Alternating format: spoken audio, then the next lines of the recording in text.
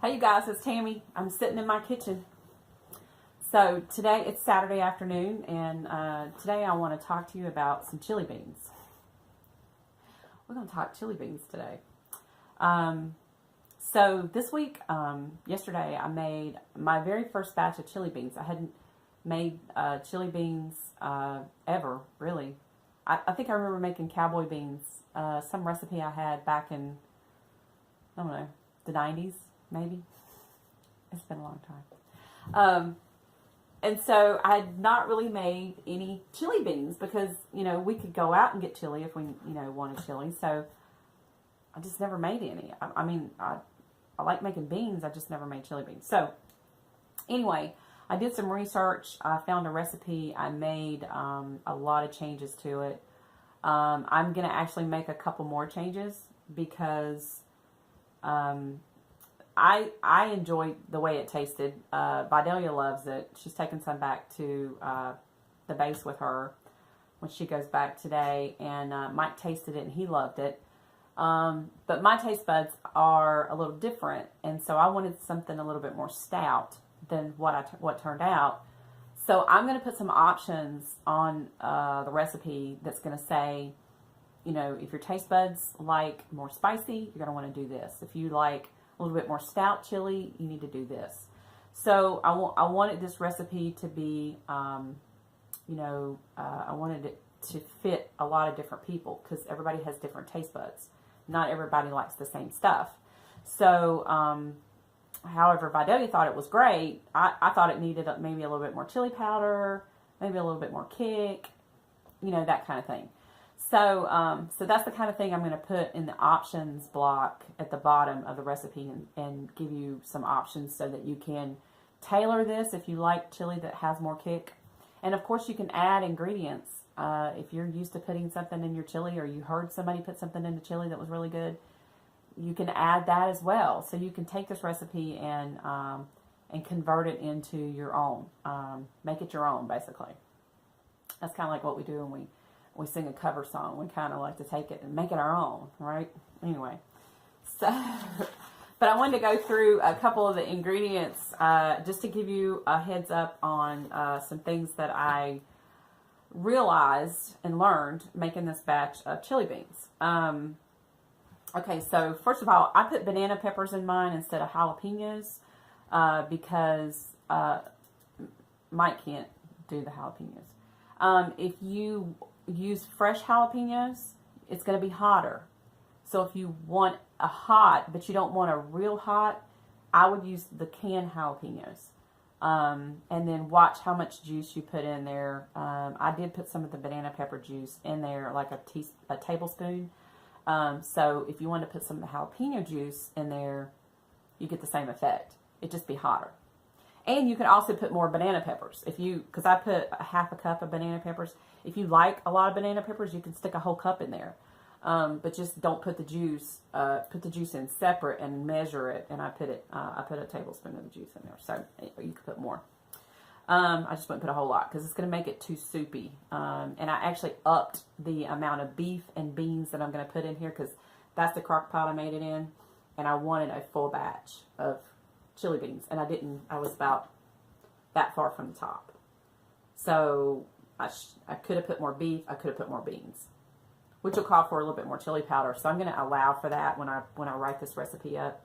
I'm going to allow for that because I want you, if you're making a crock pot, I want you to get a full crock pot because you can freeze it in small portions and pull it out, put it in the microwave. You got an instant meal right there. So, so you want to make a full crock pot when you make a crock pot full because you just want to get your time worth, right?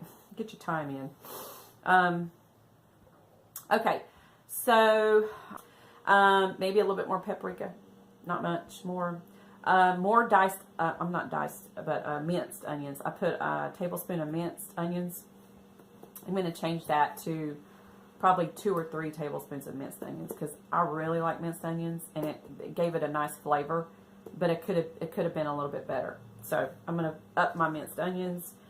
I put a can of Rotel tomatoes, the diced Rotels. You can put mild or hot. If you want it hot, go with the hot. Put the jalapenos in. you're going to get hot chili. So if you did the hot rotel and the jalapenos, you could come up with some really kicking chili. I'm going to up the kidney beans from 2 cans to 3 cans, but I'm going to drain the 3rd can because I ended up with too much juice. So 3 cans, but the 3rd can of kidney beans drained. The black beans, only 1 can. You can put the whole thing in there. You don't have to drain that. 8 cloves of garlic, and you want to chop your garlic up, and you want to lightly brown it in a frying pan with just a little bit of butter. Okay. Next page. I took notes. Okay, so a 4-ounce jar of sliced pimentos, and you put the whole thing in there, juice and all. Okay, so 1 package of the McCormick chili seasoning mix. 2 tablespoons of chili powder. I upped that from 1 to 2. So I think, did I put 2 or 3? If you like kicking chili, I'd put 3. So 2 to 3 tablespoons of the chili powder, in addition to the McCormick chili pack. Okay, these are in addition. You're going to use a seasoning pack, and you're going to put extra spices in there. Okay, seasoning pack's not going to give you what you need for a crock pot that size. Okay. Okay, so 3 to 3.5 pounds of ground beef. Now, if you like your ground beef chunky, don't stir it as much when it's in the frying pan. This is the size frying pan I use to do my beef up. So when you put the beef in there, don't stir it a lot, or you're going to get real fine pieces of, really small pieces of beef. Okay, it's going to separate. If you want it chunky, don't stir it as much. Kind of flip it and chop it and flip it and chop it rather than stir it. I stirred it and I got really small pieces of ground beef. So if you like it chunky, just don't stir as much when you put it in there. Now, what you're going to do is you're going to brown your meat just a tad brown. You're not going to cook it all the way through. You're just going to brown it just a little bit in your frying pan, right? Then you're going to drain. You got to drain the beef because I decided not to drain the beef, and I had to skim the beef fat off the top because it was just too much. So make sure you drain it really good.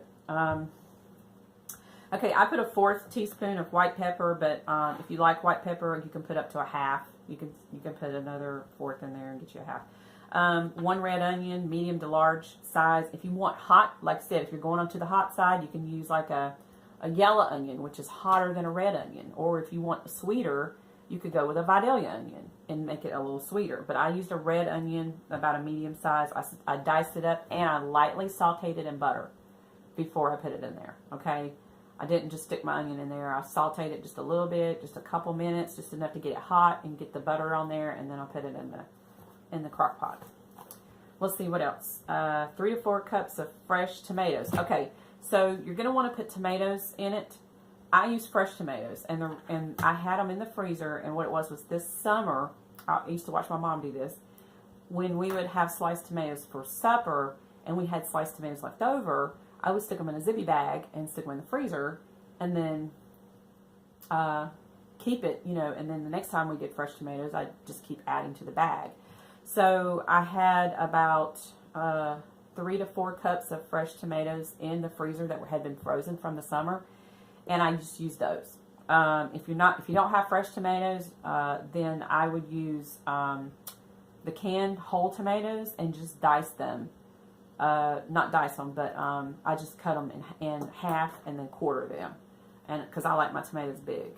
You could use diced tomatoes, in which case I would drain some of the juice out, like maybe half the juice. But the fresh tomatoes are, the way to go if you can do that, and that'll be on the recipe. It'll tell you how many cans of tomatoes if you don't have fresh tomatoes.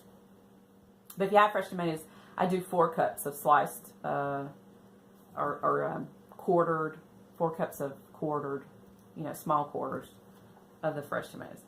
Oh, you're going to need a can of beef broth, 15 ounces of beef broth. Now, I had beef broth frozen in the freezer from when I made a pot roast. I saved the broth that I had left over that I didn't need, that we didn't eat. So I froze the beef broth from a pot roast, and I used that. So, just buy a can of beef broth if you don't do that kind of crazy stuff like I do when I freeze excess.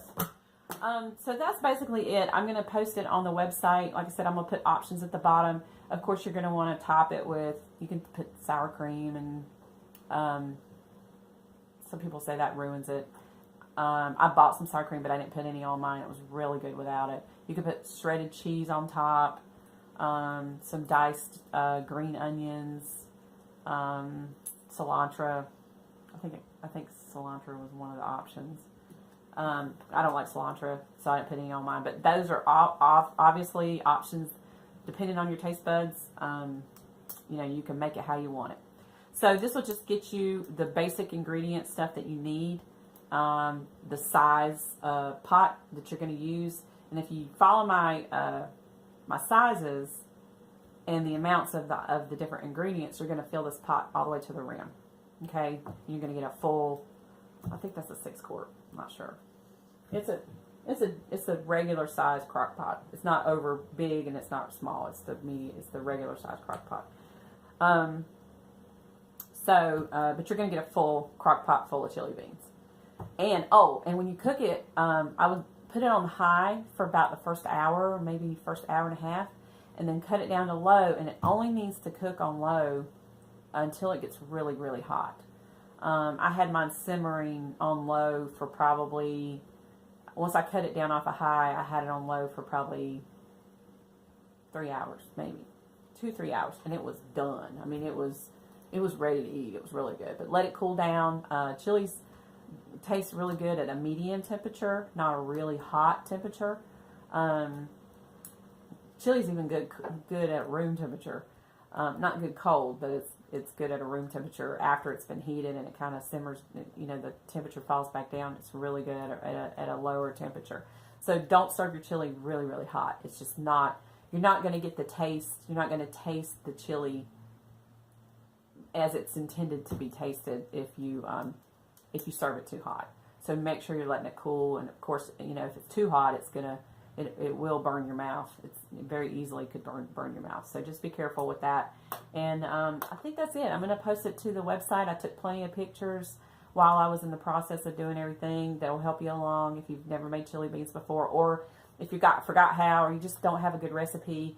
Like I said, I had to do a little bit of research before I made these, and I'm going to make a couple changes, and hopefully when you make this, it turns out really good, and I hope your family really enjoys it. So so you guys, the holidays are coming up, and I'm excited. I'm hoping to maybe post some Christmas music this year like I did last year, and you know, just have some fun with the holidays. This is mine and Mike's favorite time of the year. So the best to your families, and hope to see you soon.